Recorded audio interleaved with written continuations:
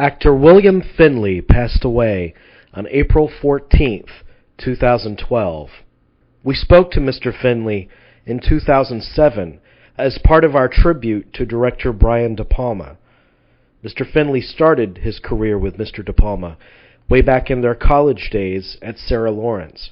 Ultimately, he would collaborate with Mr. De Palma on 9 projects, including Murder a la Mode, The Wedding Party, Dionysus, Sisters, Phantom of the Paradise, The Fury, Dressed to Kill, and The Black Dahlia. Mr. Finley, are you there? Yep. Hi, thanks for being with us tonight. Yes, Sure, it was a treat. A treat to be here. Thank you. Chris, the stage is all yours. All right, thank you. Mr. Finley, can I ask you how your relationship with De Palma developed at Sarah Lawrence College? What was it that brought the two of you together? Well, what brought us together was we originally went to Columbia College, and the year we went was the year the theater burned down. So we had there was nothing at Columbia, literally, to do that it originally got us to Columbia to begin with. So we decided that, we heard that Sarah Lawrence needed some male actors. At that time, it was a female school. And we headed up to Bronxville and proceeded to basically take over the theater department with the help of the main teacher there, who was named Wilfred Leach, who was, of course, the progenitor of Winslow, and a big influence on Brian and myself. He was teaching film. He was teaching 16 millimeter, how to make films, how to act in films, history of films, things that we were really dying to find out about. And at that time in history, there was very little you could do to study these things. It's not like now where every school has a film program, and some are just dedicated to film itself.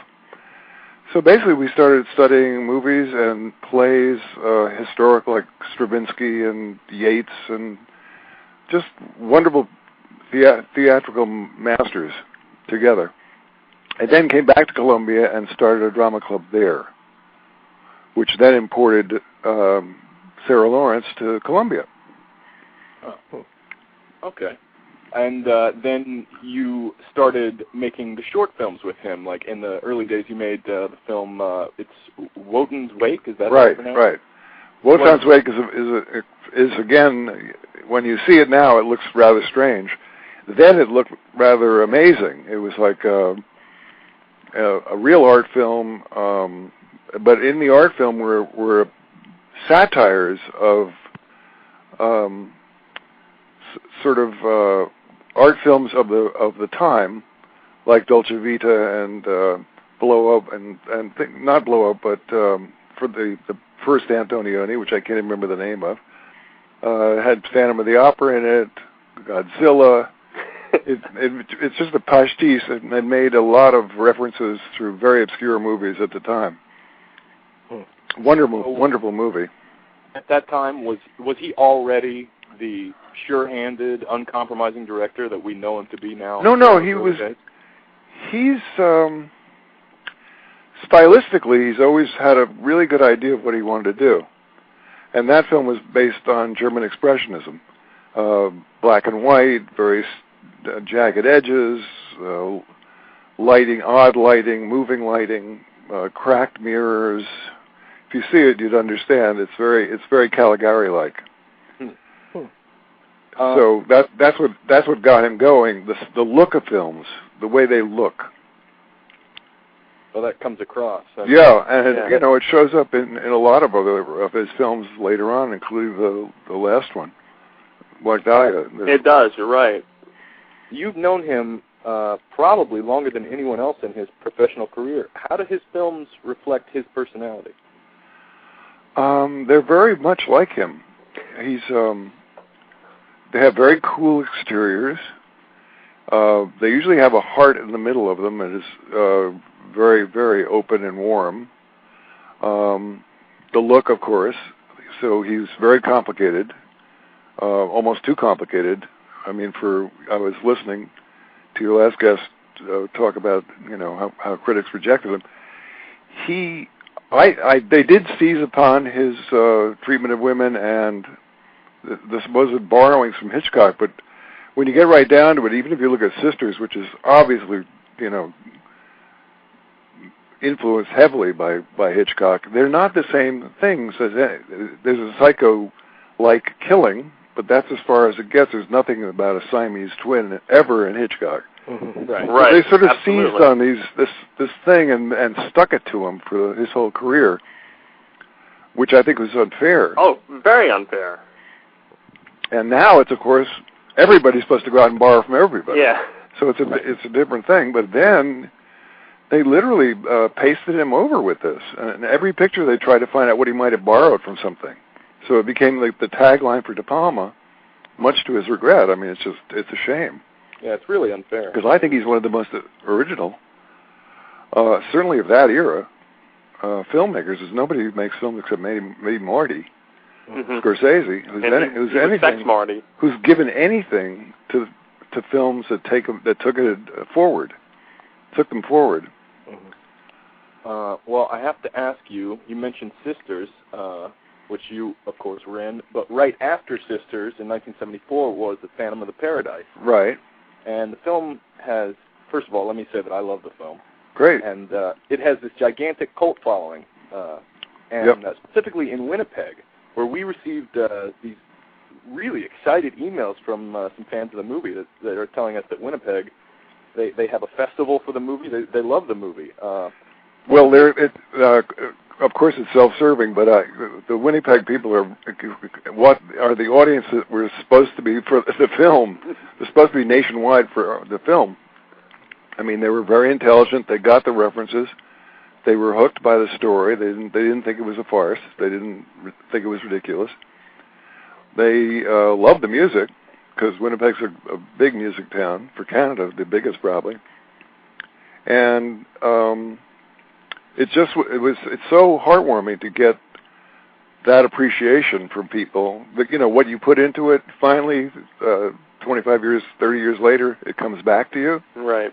So my problem with that is that I never got Brian to go up there so he could feel it. Mm. All he's had is the fans in France, the adulation in France. Right. Where standing ovations for Brian. But he's never had it in America or close to America. No, it's sad. It's very sad. But I couldn't get him to come up. He didn't want to for some reason. So, but you went. Oh, yeah. Well, the whole cast went. Yeah. The second year of Phanapalooza, the whole cast went up there, lock, stock, and barrel, and they all had a really good time. I mean, they were all shocked how much fun it was. Mm. Yeah, I mean, it was like Beatlemania. I can't explain it. It sounds absolutely crazy, but people are standing on their seats screaming. Oh, we believe it. I believe it. It's unbelievable. I couldn't believe it. But what a thrill.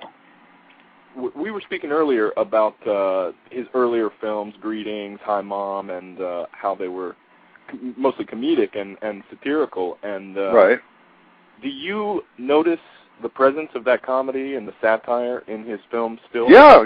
I think that one of the biggest things he gave to horror, or the genre, he's not really a horror director, but in his early years he was supposed to be a horror director, the master of the macabre. Right. But his thing was really quite wonderful. In those days, nobody laughed at a horror film. You laughed at them sometimes, but you never laughed during them. There was never intentionally, the closest thing was Igor and the James Whale, Frankensteins. Mm-hmm. Right. But never were you supposed to go to a horror film and find anything ridiculous. And so in Sisters, we did a cleanup scene. It was like a commercial. There's a very bloody murder. It's like someone coming in after Psycho and doing a cleanser commercial. I mean, he took a long time doing this. A lot of screen time watching somebody clean up a murder. Right. With we used every kind of product we could think of. It was a lot of fun, and we were laughing all the time, and it was very funny. Mm. You were in his first feature film, in Murder a la Mode. Yeah. And you were in his most recently released film, The Black Dahlia. So how do you see that he's changed as a filmmaker over the years? Well, now he has.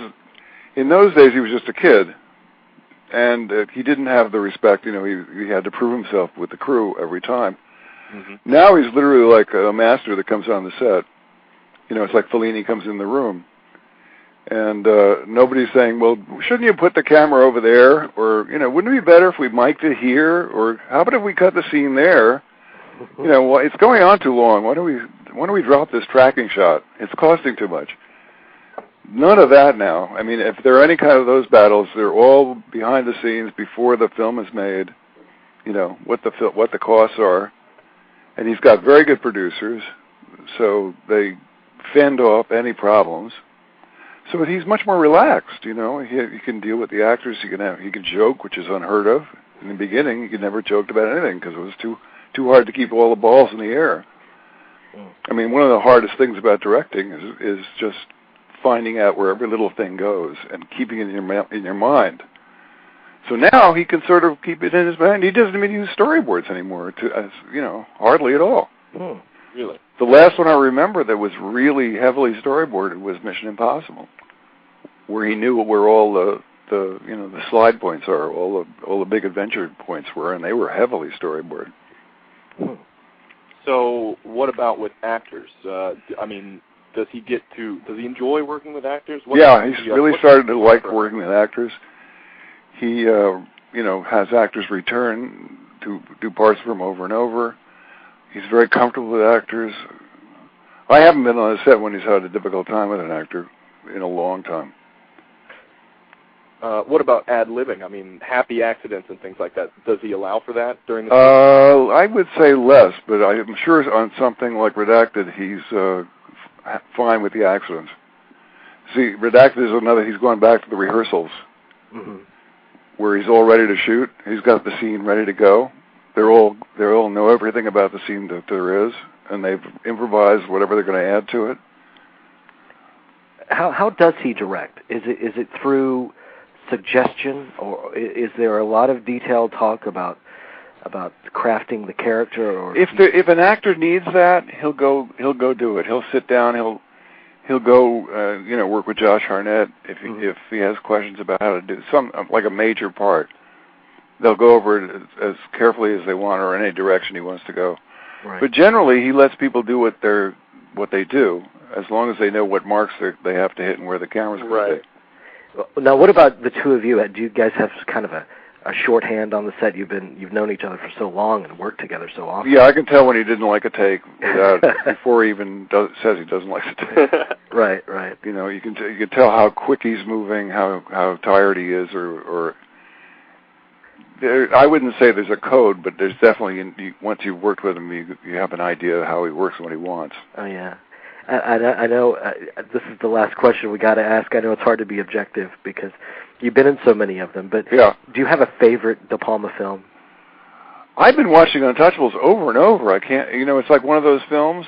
I mean, I'm a sucker for things like Die Hard, right? Where you can sort of go in at any time and watch it and have a good time. You don't have to start from the beginning and sit there in front of your tube and watch the whole thing. Right, right. So I think at the moment my favorite is Untouchables because you can go in anywhere in that movie and it's good anywhere. There's a lot of great dialogue in that film. I mean, a lot of people don't like it that much, but I think it's a wonderful. Oh, I love it. Absolutely wonderful. And it's it has his new stuff and his old stuff. Mm-hmm. It's just got everything in it. It's like I wish he would I wish he could make more of them. I wish they would write things that were as good as that. Right. And he would direct everything as good as that because he would be incredible. I mean, just so amazing. If it was possible to do. I don't know anybody who's gotten it. Mm-hmm. Anybody of that generation who's continued. Brian's doing pretty good. He absolutely has. Yes, he has. Just astonishing. He's very much survived, and he's still so vital. And the bad part is the critics. That's all. He's just never got that. They stick on something, the critics, and especially in this country, and they just, it's like almost like, okay, memo, when a Brian De Palma film comes out, say this, and, Right. It's sad and unfair. Well, and the other ridiculous thing is, if anybody needs a lifetime award from an Oscar kind of thing, it's him. I think Marty, obviously, Spielberg, obviously, Coppola's gotten it already. Yeah, but he does. But he deserves something, and he's not getting it. No, he's not. It's bad. I'd be so shocked. We wanted to give him a little of it tonight. Well, that's good. I'm glad you guys are keeping it up. I mean, and the websites, too. The websites are wonderful. Yeah. And fortunately, we have one of the top critics in the country with us. In just a moment, he's on the line, and he's a big De Palma devotee. So who do you got? Mr. Armand White. Oh, Armand. Well, great. Yeah, say hello. So we're all united here. Yeah. Okay, good. Okay, thank you so much. Pleasure. Thank you, Mr. Finley. Okay. And you're welcome back on the show anytime. Well, okay. Thank you. Thank you, sir. Bye-bye now. Bye-bye.